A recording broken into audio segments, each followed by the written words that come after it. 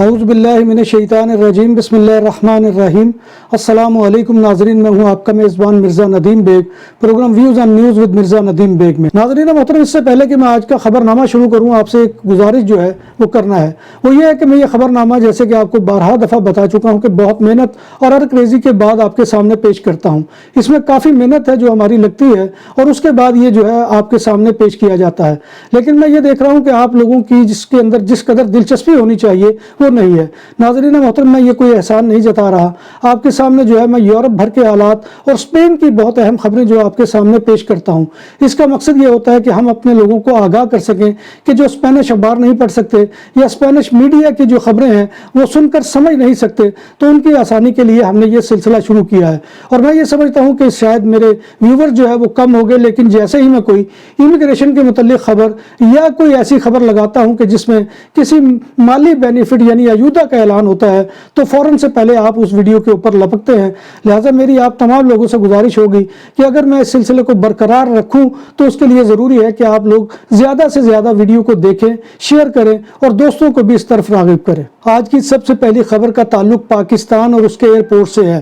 Pakistan civil aviation authority نے ملکی airports پر مسافروں کو مفت چائے پلانے کا منصوبہ تیار کیا ہے۔ ابتدائی مرحلے میں کراچی، لاہور اور اسلام آباد کے ایئرپورٹس پر مسافروں کو یہ سہولت فراہم کی جائے گی۔ مختلف کمپنیوں سے اس سلسلے میں ٹینڈر بھی طلب کر لیے گئے ہیں اور آئندہ 3 سے 4 ہفتوں میں ایئرپورٹس پر اس سروس کا آغاز کر دیا جائے گا۔ کینیڈا میں ایئر ہوسٹس کے سلپ ہونے کو روکنے کے لیے Pakistan international air line PIA نے متعدد اقدامات کیے ہیں، تاہم یہ واقعات پھر بھی رونما ہو رہے ہیں۔ ٹورانٹو جانے والی پروازوں پر تمام فضائی عملے سے ڈکلیریشن لیا جاتا ہے اور ٹورانٹو پہنچنے پر فضائی میزبانوں کے پاسپورٹ اسٹیشن مینیجر کے پاس جمع کرانا لازمی قرار دیا گیا ہے۔ ترجمان PIA کے مطابق ایئر لائن نے 2 سالوں کے دوران کینیڈا میں سلپ ہونے والے 7 ملازمین کو ملازمت سے برخاست کیا ہے۔ ان میں 3 خواتین ایئر ہوسٹس بھی شامل تھیں۔ پیرس کے شہری 12 برس کے ایک 12 سالہ طالبہ لولا کے دل ہلا دینے والے قتل پر سکتے میں ہے۔ اس لڑکی کی لاش جمعہ کو اس کے اپارٹمنٹ کی عمارت کے صحن میں ایک کنٹینر سے ملی تھی۔ پولیس نے قتل کے مرکزی ملزم کو گرفتار کر لیا ہے۔ ملزمہ الجزائری نژاد ایک 24 سالہ عورت ہے جس کا نام میڈیا میں دہیب و یابی بتایا گیا ہے۔ ملزمہ کی شناخت اپارٹمنٹ کی عمارت میں لگے سیکورٹی کیمرے کی ویڈیو سے ہوئی ہے جس میں اسے لولا کے ساتھ مرکزی دروازے سے داخل ہوتے دیکھا گیا ہے۔ ایک 43 سالہ شخص کو بھی قتل کے شبے میں حراست میں لیا گیا ہے۔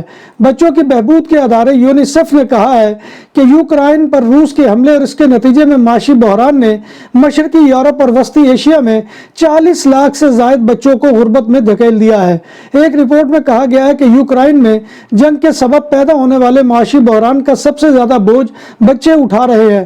تنازع اور بڑھتے ہوئی مہنگائی نے مشرقی یورپ اور وسطی ایشیا میں مزید 40 لاکھ بچوں کو غربت میں دھکیل دیا ہے۔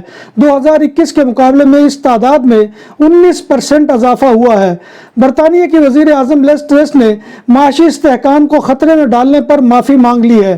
انہیں ٹیکسوں میں بڑے پیمانے پر کمی کے فیصلے کو مجبوراً ختم کرنا پڑا تھا۔ لیز ٹریس نے معافی مانگتے ہوئے کہا کہ یہ کئی برسوں سے جاری جمود ختم کر کے معاشی بحالی کے لیے بہت دور اور بہت تیز قدم تھا۔ بھارت کی کانگریس پارٹی نے 24 برس میں پہلی مرتبہ گاندھی خاندان سے تعلق نہ رکھنے والے عمر رسیدہ شخص کو پہلا صدر مقرر کر دیا ہے۔ پارٹی کی جانب سے زندگی کی 80 بہاریں دیکھنے والے سابق وزیر کو اہم عہدہ دینے کا مقصد اس کی بڑھتی ہوئی غیر مقبولیت اور غیر سیاسی طور پر کمزور ساکھ کو بہتر کرنا ہے۔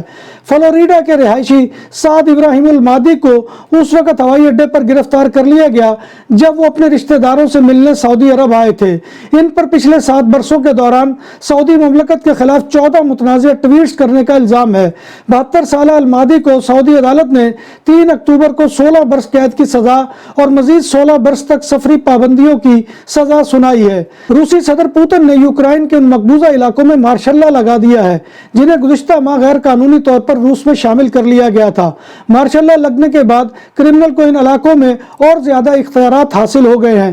یہ علاقے یوکرائن کے ڈونیٹسک، لوہانسک، خیرسون اور زاپوریژیا نامی ہیں۔ بارسلونا میں پہلی بار بوفے 22 سے زائد آئٹم کے ساتھ پاکستانی اور انڈین کھانوں کا بھرپور سواد، حبیب ولیج ریسٹورنٹ۔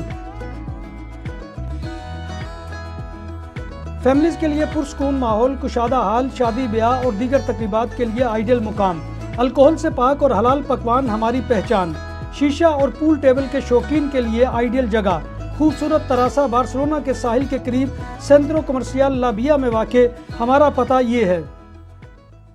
جرمنی ایک طویل عرصے سے مزدوروں کی کمی کا شکار ہے اور دوسرے ممالک سے لوگوں کو اپنے پاس آنے کی ترغیب دے رہا ہے، مگر اب اس کی امیگریشن پالیسیوں میں تبدیلیوں کے باعث غیر یورپی افراد کے لیے جرمنی آنے کا مرحلہ پہلے سے آسان ہونے کی توقع ہے۔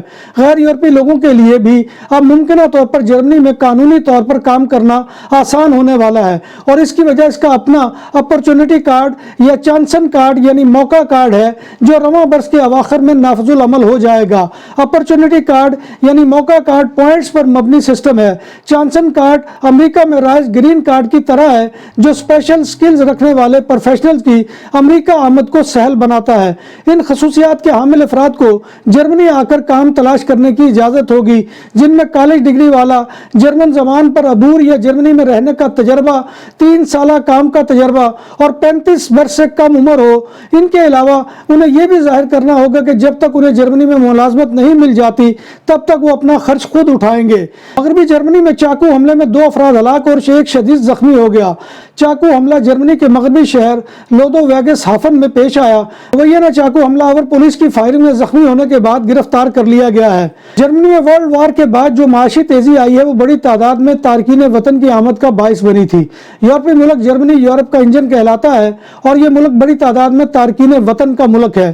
یہاں کی تقریباً 20% آبادی جرمنی سے باہر پیدا ہوئی ہے، جبکہ کم از کم 25% کے خاندان کہیں اور سے آئے ہیں، اور یہ ملک 1970 کی دہائی اور 1990 کی دہائی کے اوائل میں مشرقی یورپی ممالک کا بلاک ختم ہونے اور حال ہی میں سیریا کے بحران کے دوران تارکین وطن کی بڑی تعداد کو قبول کر چکا ہے۔ جرمنی کو اس وقت لاحق سب سے بڑا مسئلہ عمر رسیدہ افراد کی آبادی ہے، جس کی وجہ سے اگلے چند سالوں میں جاب مارکیٹس میں اتنے لوگ آئیں گے نہیں جتنے کہ اس میں سے نکل جائیں گے۔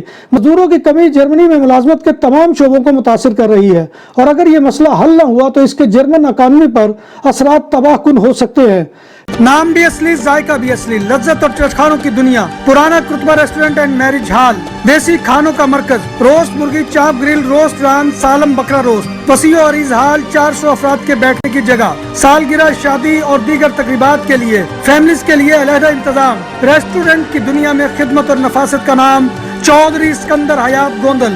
ہمارا پتہ کائیے کرتبہ نمبر 100، بادالونا، اسپین۔ ہمارا فون نمبر 9313923341۔ ترکی میں پاکستان کے سفارتکار عباس سرور قریشی نے کہا ہے کہ پاکستانی محمد اویس کی گرفتاری کی وجہ بننے والی اشیاء کو فرانزک کے لیے بھجوا دیا گیا ہے۔ ترک عدالت فرانزک رپورٹ پر محمد اویس کی رہائی سے متعلق فیصلہ کرے گی۔ میڈیا رپورٹ کے مطابق لاہور کا رہائشی محمد اویس 5 چھالیاں لے کر ترکی پہنچا تھا۔ ترک قانون کی خلاف ورزی پر پاکستانی شہری محمد اویس کو 6 ماہ کے لیے جیل بھیج دیا گیا ہے۔ ترکیہ میں 5 چھالیاں اور سپاری کو منشیات میں شمار کیا جاتا ہے۔ پاکستانی شہری سپاری کے 2 پیکٹ اپنے ٹور آپریٹرز کے لیے بطور تحفہ لے کر گیا تھا۔ بارسلونا کے قریبی ساحلی قصبے پریمیا دے مار کے کائیے دے نوریا میں قتل کی اندوہناک واردات۔ قاتل برائن اے نے اپنے رومیٹ نیلسن سی کو مارنے کے بعد اس کی لاش کے ساتھ اپنی تصاویر بنوائی اور تصاویر اپنے ایک دوست کو واٹس ایپ کے ذریعے بھیجی۔ مقتول ملنسل 35 سالہ ہندوراس کا شہری تھا، اسے چاقو کے وار کر کے ہلاک کیا گیا۔ قتل کا ارتکاب کرنے والے نوجوان برائن اے نے خود کو پولیس کے حوالے کر دیا ہے اور اعتراف جرم کر لیا ہے۔ قاتل کا تعلق بھی ہندوراس سے ہے۔ قاتل اور مقتول میں لڑائی کی وجہ کیا تھی، فی الحال یہ وجہ معلوم نہیں ہو سکی ہے۔ بارسلونا میں ٹیکسی ڈرائیونگ کے امیدواروں میں سے 62% امیدوار ڈرائیونگ ٹیسٹ میں فیل ہوئے اور 70% ڈرائیور امیگرینٹس ہیں، جن میں پاکستانیوں کی اکثریت ہے۔ ایک رپورٹ کے مطابق 2013 سے لے کر رواں سال 2022 تک کل 21,838 افراد نے ٹیکسی کے ڈرائیونگ ٹیسٹ پاس کرنے کی کوشش کی، لیکن ان میں سے صرف 8,334 کامیاب ہوئے۔ اس کا مطلب ہے کہ 13,504 فیل ہو گئے۔ یہاں یہ امر بھی قابل ذکر ہے کہ ڈرائیونگ کے ٹیسٹ میں حصہ لینے کے لیے تقریباً 90% مرد شامل تھے۔ بارسلونا کے میٹروپولیٹن ایریا میں ایکٹیو لائسنسوں کی تعداد 10,523 ہے۔ اس کا مطلب یہ نہیں کہ ٹیکسی ڈرائیور کی تعداد بھی اتنی ہے۔ اکثر گاڑیاں ڈبل شفٹ میں کام کرتی ہیں۔ جب بات ہو 100% حلال کھانوں کی تو ایک ہی نام، عادل تندوری ریسٹورنٹ۔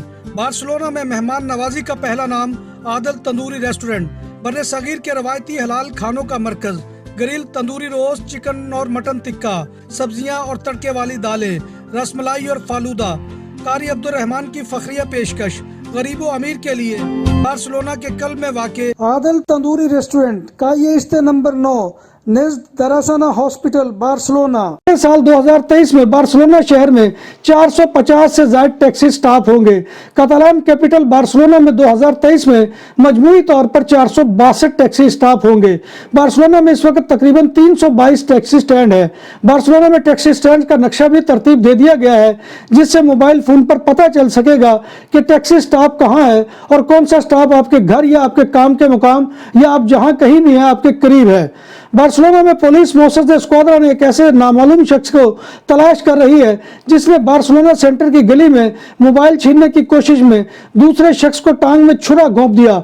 मुतासरा शख्स छुरा लगने से शदीद जख्मी हो गया और अस्पताल में जेर इलाज है।